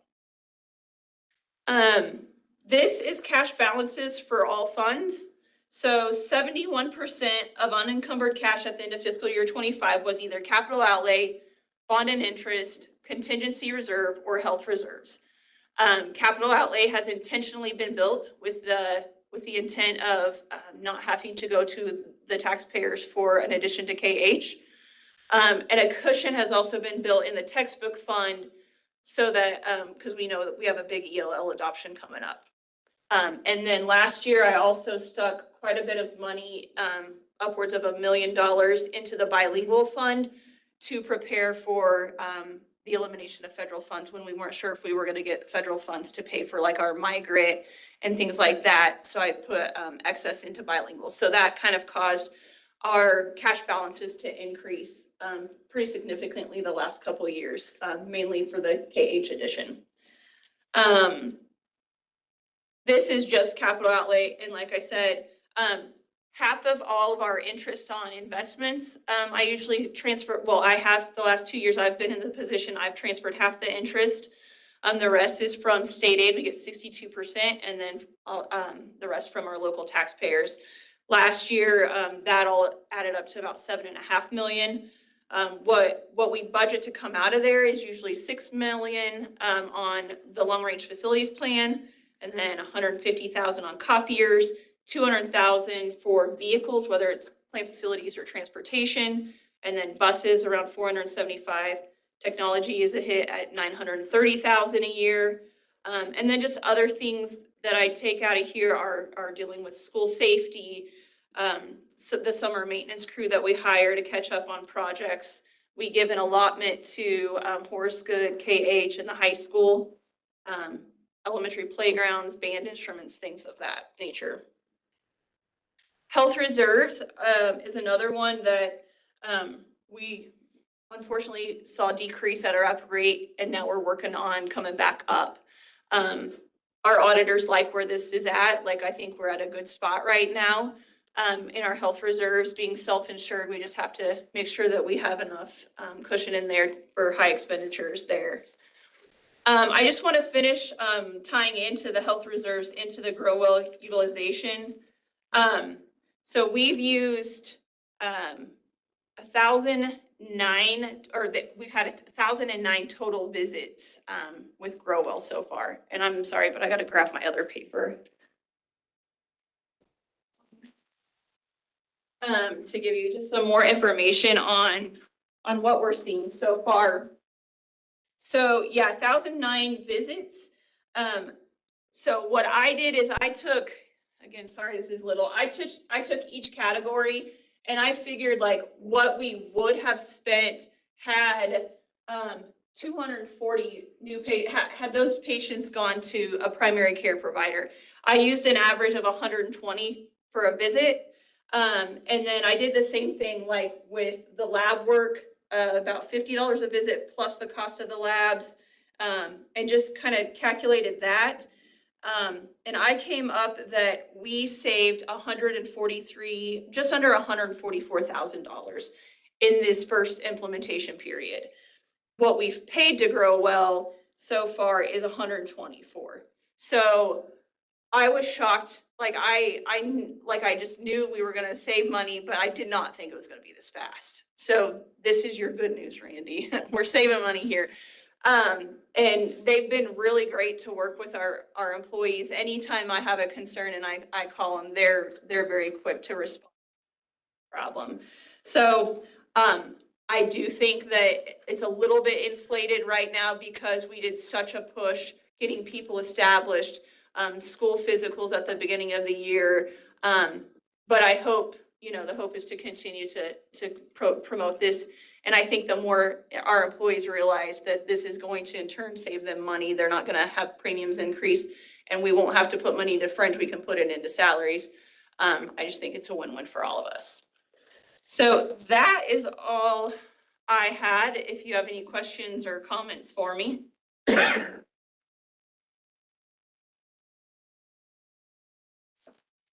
you for your work. That's easy. Thank you, guys. All right, item H1, new business. UNC controls upgrade at Garden City High School. Director of Plant Facilities, Brandon Anderson. So to answer the question on everyone's mind, UNC Universal Network Controller. Apologize, probably should have explained that, but Since we saved $143,000, using Grow Well, I need to spend $145,000. Can always count on you. I did want to back up though, not saying I had anything to do with it, but that last year, that increase in graduation rate was quite impressive, and I have been here a little over a year and a half, so. But I know I had nothing to do with that. So I am here this evening to visit with you about the controls at the high school. Our new high school is 13 years old. The controllers that were installed in there have served a very good purpose. But obviously we are having issues with them. We have one that's totally down. That controller actually controls the main level of the freshman academy and the main level of the blue academy. That one we're kind of just running blind. We're trying to make some tweaks and adjustments manually on that area because that's kind of where we are. The reason we're to this point on controllers, they're older and antiquated with technology. Obviously, a lot of things have changed. We're also dealing with licensure issues with that original software that we're dealing with that. So that brings me to bring forward a presentation or a proposal from the CNC group. The CNC group is the control system that's in the high school now. If we stick with the CNC group, that would save a lot of extra expenditure were we to go with a full control replacement system of some other brand. So what I've got for you tonight is a proposal to do one of two things. One of them would be just propose that we fix the one controller, which at a cost of $30,000, or go in and replace and upgrade all 6 of those controllers at this time with a price of $145,500 to go in and do that now. If we were to do that, and there has been some conversation and discussion, and they continue to come and visit, the CNC group is a group that I think came to the board and talked about a campus optimizer product that they have. If we were to want to look at that again, this would be upgradable to that system that they have. We're also internally kind of doing some legwork. As you guys know, we've talked about the Honeywell system at the 5 sister schools. We're looking right now at some options, maybe locally, that we could utilize to help us control those 5 systems. And that might be something similar on a much smaller scale than what that campus optimizer actually does. But we are looking at those options internally. We're not ready to push any of those forward at this time, but I don't believe we can put off addressing the controller issues at the high school. My recommendation is we replace all of them at one time and approve the expenditure of $145,500 for those 6. But your other options are, if you just wanted to replace the one that's down for a cost of $30,000, or if you want us to go back to the drawing board, we could price this out with other controllers or other companies and do a comparison. I do think that will be substantially higher because going back in and replacing a whole system as opposed to being able to retrofit with CNC product, I think will definitely be cheaper in the long run. So with that, I'll pause for questions. Brandon, how quickly if we do 1 or 6, regardless, how quickly could they get in? And I think if we sign the paperwork and you guys approve it, I imagine they would be able to get in here and have it done by mid-spring, I would hope.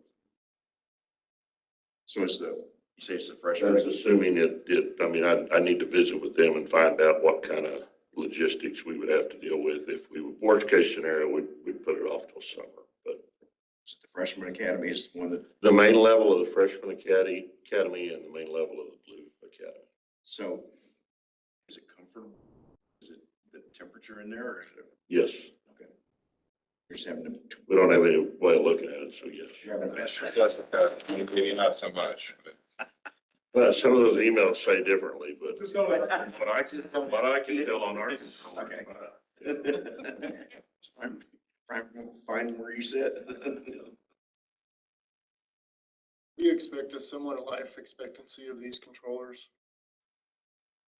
Probably, 10, 15 years, to speak on that. Obviously, I believe in where we're headed with a lot of the controls, it's becoming more and more technology based. And with that, technology is changing on how the longevity of those, and maybe not as much capital cost to go in and replace what's there, but more loading in another system. You guys are familiar with our phones. I mean, nowadays your updates just come and they get updated. And I think there'll be more and more of that through this whole process as we move forward.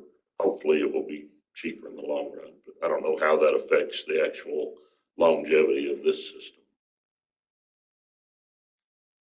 Can you talk about a little bit about the benefit you see of doing the full building upgrade as opposed to repairing the Well, I think kind of the piecemeal process then, obviously, we could look at just doing the one now and then coming back in as needed on the other 5. You're also then kind of piecing them together. Even if we stayed with CNC, you'd still be having one that's brand new, one you maybe go in a year and a half later and do, and then just kind of piecing all those together. I think for efficiency, doing them all at one time, tying them back in, having a new model, and then tying them into our system would be that benefit. Plus, one of them's 30 to come in and do. We've got 6. So, if full price on that, if you were just looking at it, that should be like 180.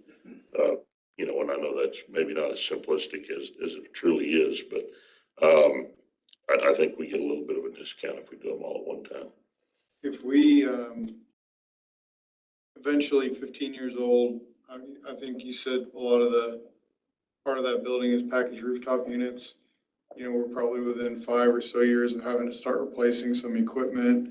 How adaptive or how this control system are we limited in the brands and types of units we can go with in the future when we make replacements, or is this a pretty versatile control system that we can open up to multiple vendors? I think it's pretty versatile, and my knowledge and visiting with a few of the local contractors, and the more I'm finding out about control systems and master controls, a lot of them are integratable. And you can kind of, through technology, be able to integrate nearly any system into a whole, CNC's product that they've got. So I feel pretty comfortable that they would be adaptable with whatever we decided to change and had to change moving forward with the high school. We replaced all 6. Do the 5 that are still operable have any value in the district and any other? Because of the licensure issues and the fact that they're just out of date, probably not. How would we fund this? There's money in the long-range facilities plan budget that hasn't been allocated. So we kind of inflate that, like that $6 million that I talked about, we allocate to the long-range facilities. So it's not all allocated out, so we could use this. Yeah, we were able to push a roof forward last year, that we don't have any, right now, we don't have any roofs budgeted. We did find one that probably could be addressed if needed. And as we're shifting forward, some HVAC projects that may or may not be able to be put on that are in the long range plan for this summer may or may not be able to get done. So, good and bad, I may not get to spend $6 million this summer.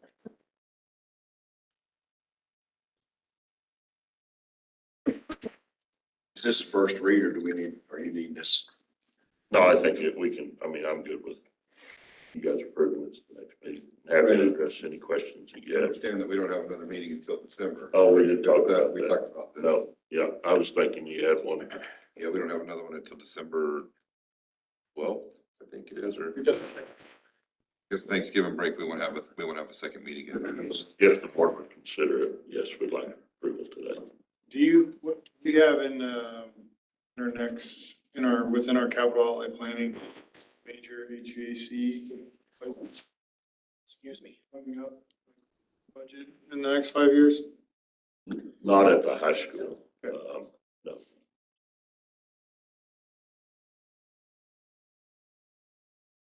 I think it's 32. Our first 31, 32, right in there, I think is when we start addressing. When we hit the 20-year mark.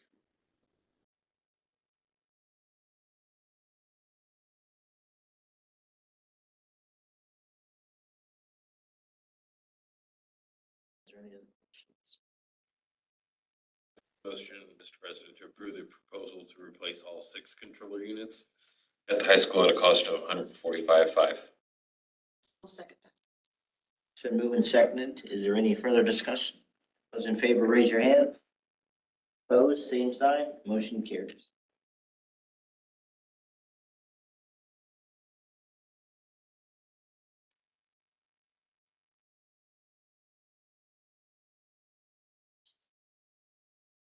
Okay, item I, board open discussions. Oh, first. We're not prepared. I just, obviously, I always love when the kids come every time, and that's great. It's worth it to see the kids, and I'm always happy to see all the good things that they're doing and the extra work. JAG program, I think it's great. I know a lot of kids in it. I've got to meet a few kids throughout the summer. They've been helping with the baseball, with the wind stuff and that, so got to meet a few of them with Jared, and it's been a really good deal. I hate spending money on that stuff like the air conditioner controls, but if we don't, if you don't fix them all at once, in 3 years from now, we have to replace them all. Obviously, inflation, the cost goes up, costs more money. We're just deferring maintenance. We're kicking it down the road. So I think that's the right decision to keep on top of that stuff. Also congratulate to all the new board members who are elected, and also for all those that ran and maybe didn't get elected, but I really appreciate the effort and that people are willing to take a stand and to take time out of their day to do this. So that's it. Robin's not here. Mark? Won't repeat anything you said, but agree with everything you said there, Randy. The graduation rates, it's always great to hear that. And, you know, as Mr. Norby said, that speaks for the whole district, from pre-K on all the way up to 12th grade. I did attend the Saturday, the dyslexia simulation that was put on they're up there at the high school. That was very interesting and informative. And now I'm an expert. No, I'm not. I'm far from. The presenter put up a slide on her PowerPoint of what people thought dyslexia was, and they were all myths. Well, I had a couple of those in my thought. And anyway, it's very interesting, and look forward to looking more at this and diving deeper into it with our ELA curriculum and anything else that we do, and how can we make sure that we don't leave those kids behind, because that's extremely important that we don't. It's always great to hear from the school too, from the KH here, and have the students come in with that. Agree with everything that's been said, of course.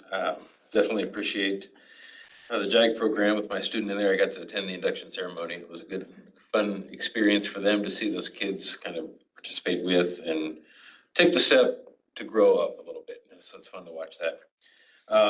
Excited about the graduation rate and what next year's data will provide as we continue to have the same tracking metrics there with the new adjustments. So keeping good on that. And I love the fact that it does take everyone caring for those kids, and it's all of our staff. And so huge thanks to all of our staff and all of our employees of USD 457 coming alongside of everything that's going on, from the admin to the cafeteria, just everybody coming together to make this a good school district. And so that's all I have to say. Yep.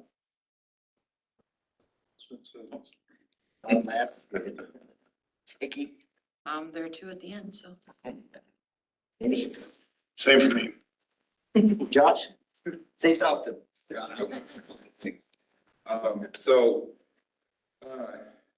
Veterans Day is this week, and so we'll have some really cool activities going on around the district at some of the buildings to celebrate our veterans, and so I'm really excited for that. This is the time of year the Crystal Apple Banquet is next week, and so it's a great time for us to celebrate our profession and some of the teachers that really shine a spotlight on the great things that go on in education, and so I'm really looking forward to that. The dyslexia simulator, I think that we had on Saturday, we had over 100 staff members that took Saturday morning off to attend. Now they get release time for that, but still to take a half a day your Saturday to go spend doing that. I think that says a lot about the staff that we have and their dedication to the profession. Also, just as exciting, we had over 50 folks from the community that participated in the afternoon session too. So really, really excited for that. The graduation rate and the stuff that Mr. Norby talked about and Mr. Ming and Ms. Shankman and Ms. Elliott, I am so excited about that. I mean, that for us to be that high with the demographics that we have, I think speaks volumes of the work that happens at Garden City. I think Steve talked a little bit about, you know, the work that we do with and the way that we spent some of our at-risk funds. And I think that's exactly what those funds are for. That's what we should be doing with those funds. Those are, we're identifying kids that are at risk of not graduating high school, and we're really, you know, doubling down and trying to get those kids.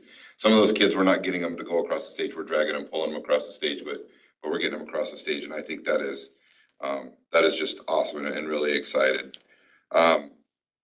Last thing, Jessica, when she talked about our numbers, our decline in enrollment over the last 10 years is real, and it's beginning to have a financial impact on us. And so we're going to have, I've had conversations with staff, and I think I've told the board this already, but I've told administration that, you know, as building principals are looking at approving purchases and things like that, we really need to look at, is this something we want, or is this something that we need? And we need to be purchasing needs and not want, because we're at that point.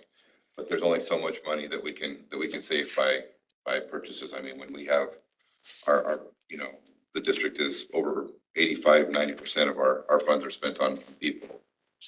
It's stuff. And so we're gonna have to start having some conversations. Drew and I have kind of talked about you know, trying to find places where we can make some cuts for next year and start having those conversations next semester, just to be a little proactive in that. So that's all I got. Next board meeting, there'll be a special meeting of the Board of Education on Wednesday, November 19th at 5 p.m. in the board meeting room at the Educational Support Center. The next regular meeting of the Board of Education will take place on Monday, December 8th at 6 p.m. here in the board meeting room as well. Item K, we have an executive session.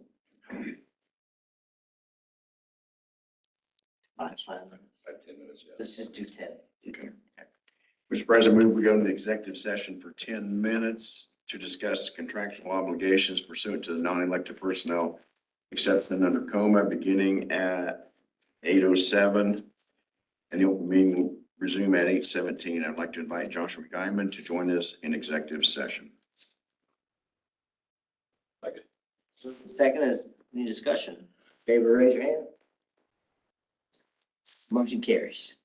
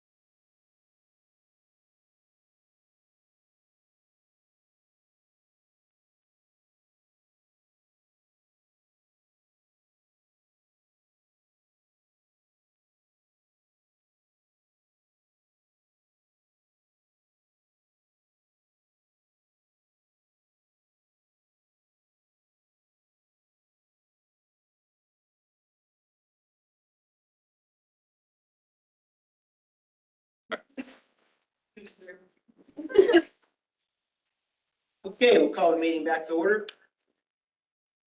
Mr. President, I move we approve the superintendent employment agreement between the Board of Education of Unified School District number 457 and Joshua Guyman as superintendent of schools for USD 457. I'll second that. It's been moved and seconded. Is there any further discussion? All in favor, raise your hand. Opposed, same sign. Motion carries.